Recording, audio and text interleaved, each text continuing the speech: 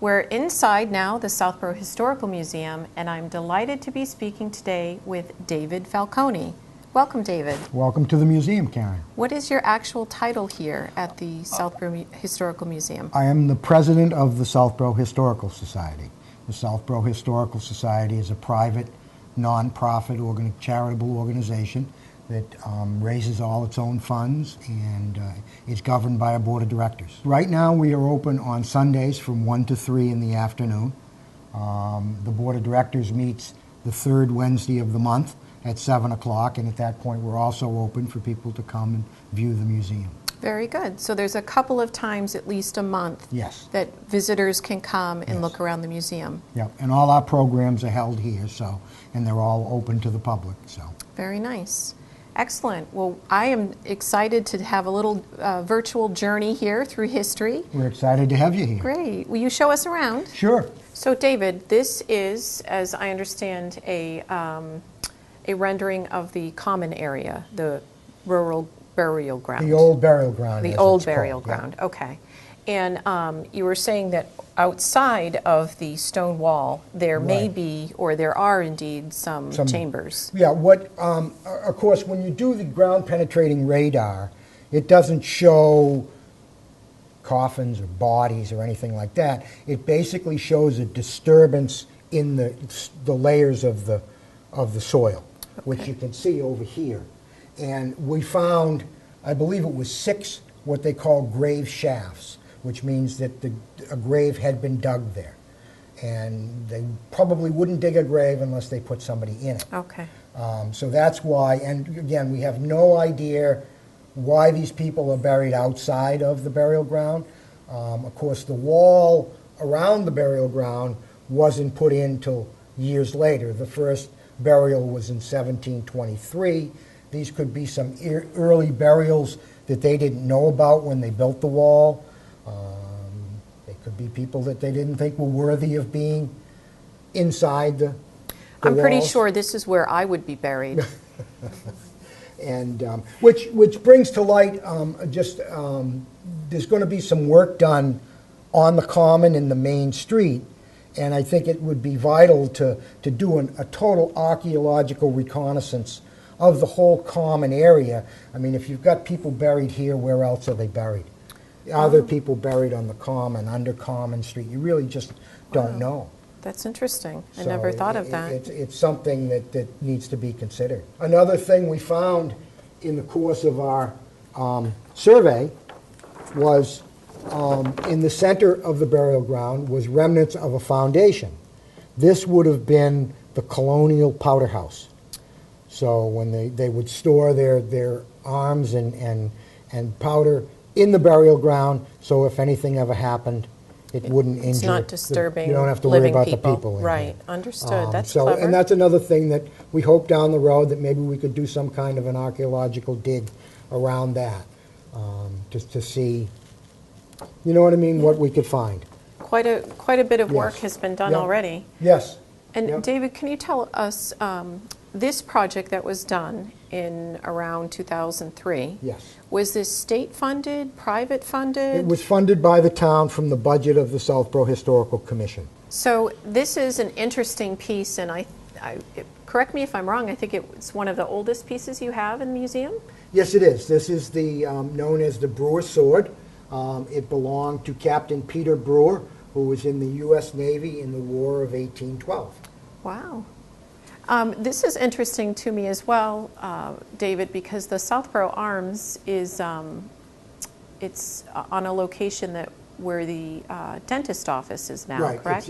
Right. It's 11 Main Street, and it used to be the Southborough Arms, which we have numerous pictures of, and it was basically a hotel, and a fairly grand hotel, and it was built primarily for the parents of the students of Fay and St. Mark's when they came to visit. It was a place for them to stay. Wonderful memorabilia from it. Unfortunately, in 1966 it burned and was torn down, and then that's when the current building was, put up in the early 1970s. Joseph Burnett was probably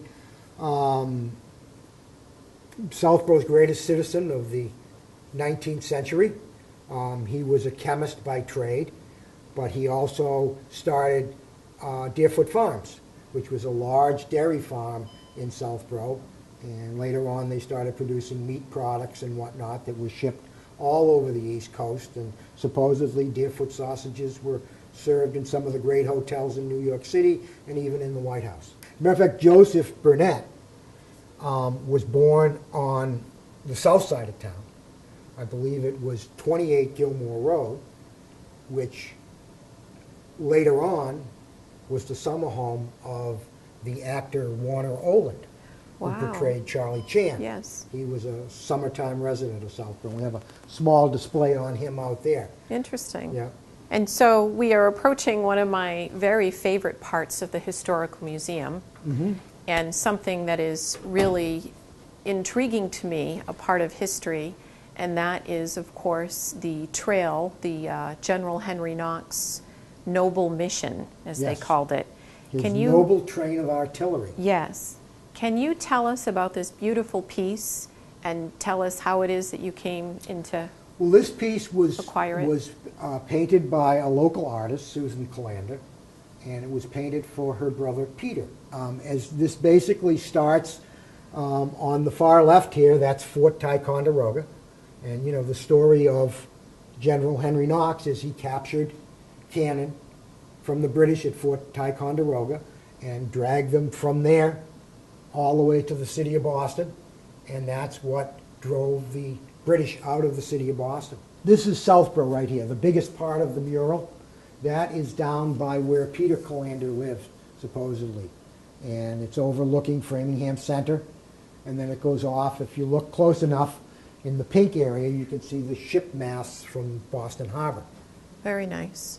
And one of the things that's always been interesting to me about General Henry Knox is at the time of this voyage, he was 21 years old. Yes.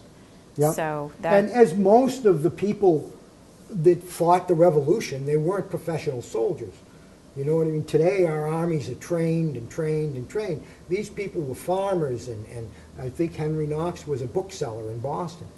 And they just came out for the cause. if you're someone in town or in the surrounding area and you're interested in history or learning more about the history in the general area, this historical museum would be a great place to start. Exactly.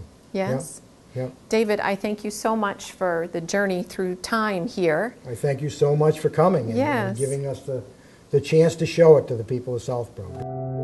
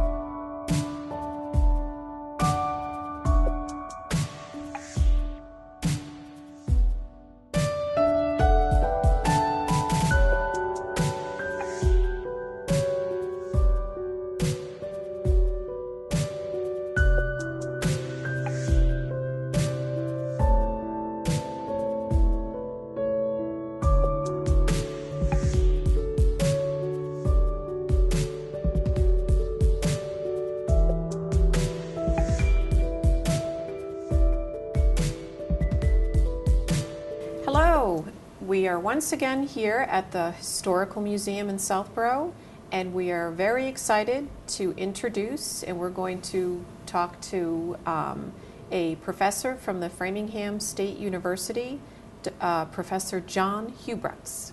Hi. Welcome. Thank you. Thank you very much. Thank you Pleasure for coming. to be here. Oh, good. Thank you. One of the reasons that I wanted to interview you is I have read your book, The American Railroad Labor and the Genesis of the New Deal. And I have to tell you, it took a long time to get through. Is that a good thing or a bad thing? It's actually a very good thing. And I was contacted by Amazon to write a review for it. Oh, thank you. Yes, it was a very favorable review because I found every single paragraph, I learned something from it. And I found it very interesting and packed with information. Thank you. So if anyone's looking to learn more about our particularly history right here in Boston and Massachusetts, I found that it gave me a much better understanding of the way kind of politics and labor influenced decisions even today. No, thank you. Yeah. Appreciate it.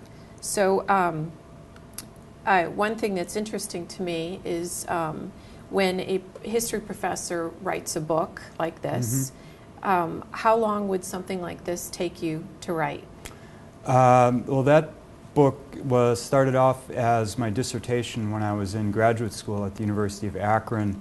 And actually, the real genesis of the book was probably in my master's thesis, which I completed in 1990. So it was published in 2010, which is an awfully long time, and people in academics turn out books much faster than that, but got caught up in a job and teaching and raising a family, and so there were periods of several years in there where I didn't work on it. So the answer is a very long time, but it didn't have to take that long, but it did. Okay, that makes sense. I just found it was so packed with information that I would imagine that if I was writing something like this, or even in reading this book, I would, take a page or two sometimes, just because it was so dense with facts. Oh, thank you. We're delighted to have you here today because Southborough is kind of at a new genesis, if you will. We have many different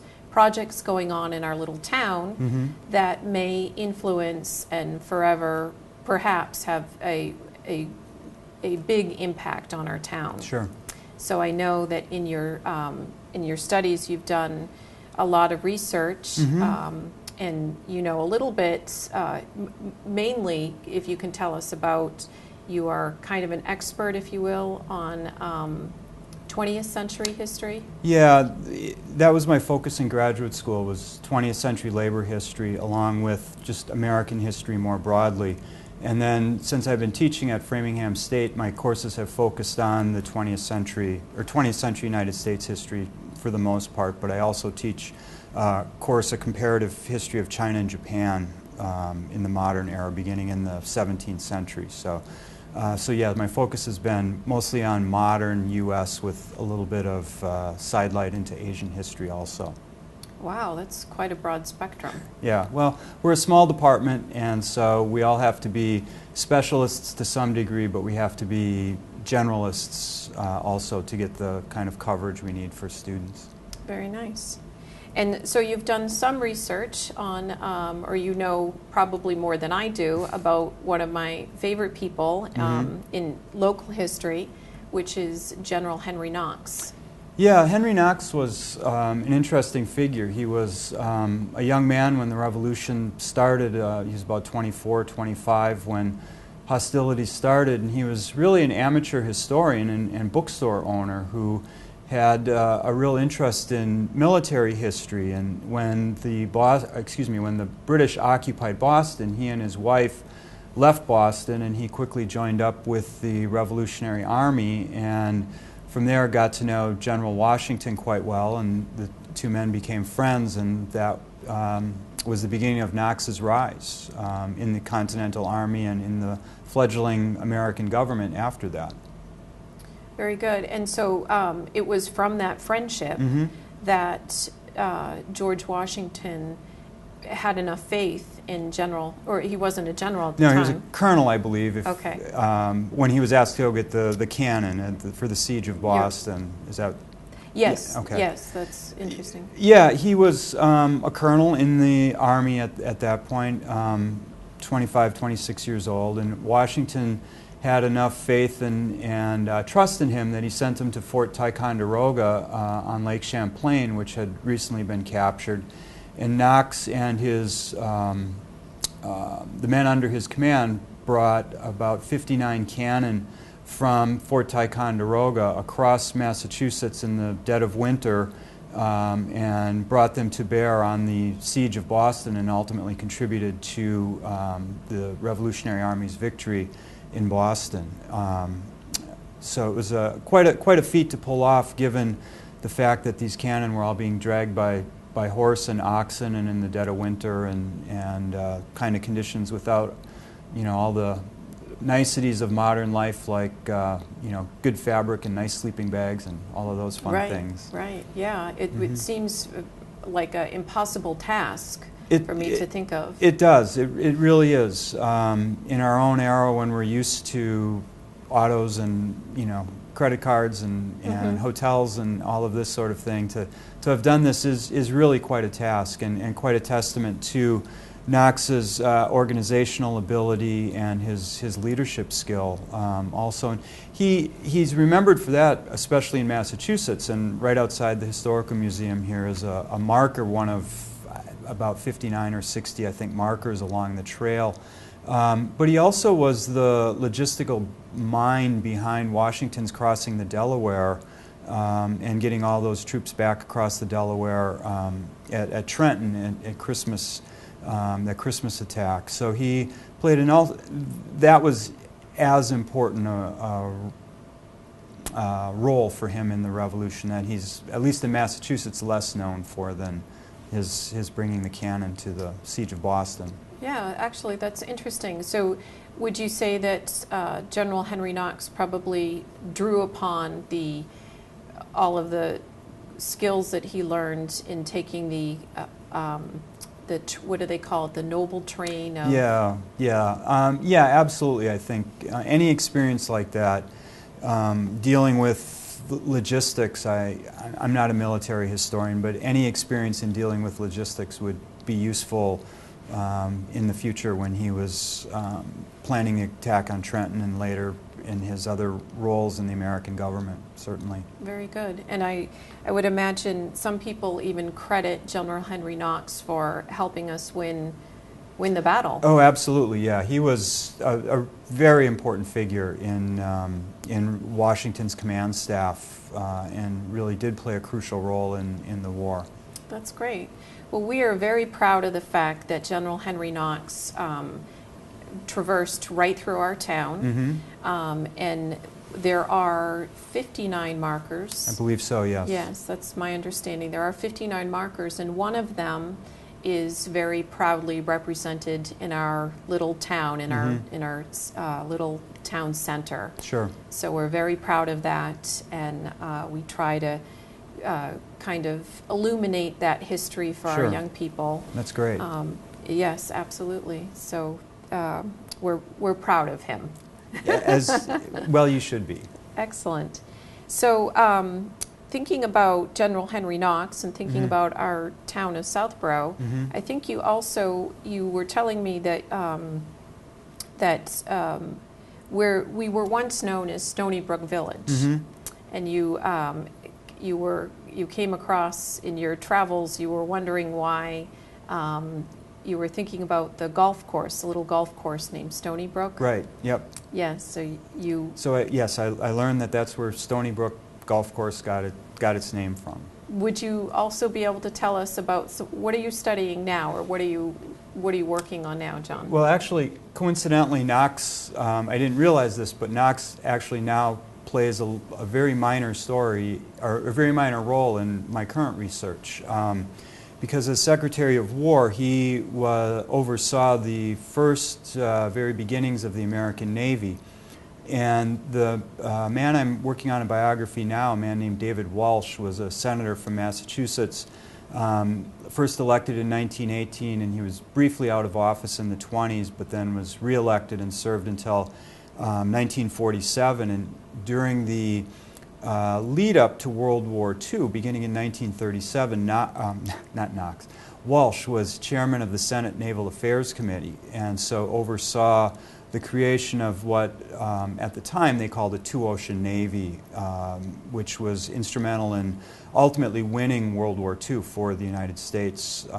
The process of building up the Navy began under Walsh in the late 1930s. So I learned there's this small connection between Henry Knox and David Walsh. Wow, interesting. Actually, history really is just a bunch of different connections, right? It is, absolutely, yeah. It's interesting finding those connections and connecting the dots, and helping students sometimes connect the dots too is really an enjoyable part of the profession. So why is history important? History is important.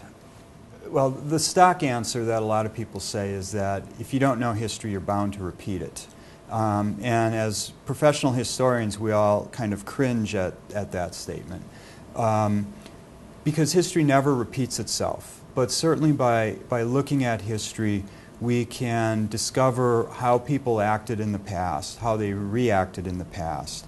And it can also give us some clues about the present and about situations, about civic issues that are present, about national issues that are present, and help us understand how and why a nation or a person might respond in a certain way to a certain set of circumstances. So it really is crucial, I think, to understanding where we are today if we don't understand history. The example I use in class is, how can we understand Red Sox Nation without understanding the curse of the Bambino and what the World Series meant 10 years ago, or whenever that first World Series was that they won. And now we forget because they've won 3 in the last decade, so it's kind of old hat. But we have to understand history to understand our current culture, our current society, current issues. Perfect, yeah. That analogy of Red Sox and baseball is something that certainly anyone could understand, certainly a young college student. Yeah, especially this time of year. I was just listening to Red Sox sports radio on my way here, so it's time for a new season. Great, great. Or a old college student, prior college student, I should say. Well, John, I am very honored that you joined us today at the Historical Museum. Well, thank you for asking me. I appreciate it. Yes, and you certainly know far more than I do, clearly. But we're very glad that you came here today, and I very much recommend your book. I think that I meant it as a true compliment that it took a while to get through. So we are delighted once again to be here at the Historical Museum, Southborough Historical Museum, and we were just chatting with John Hubrooks. Thank you.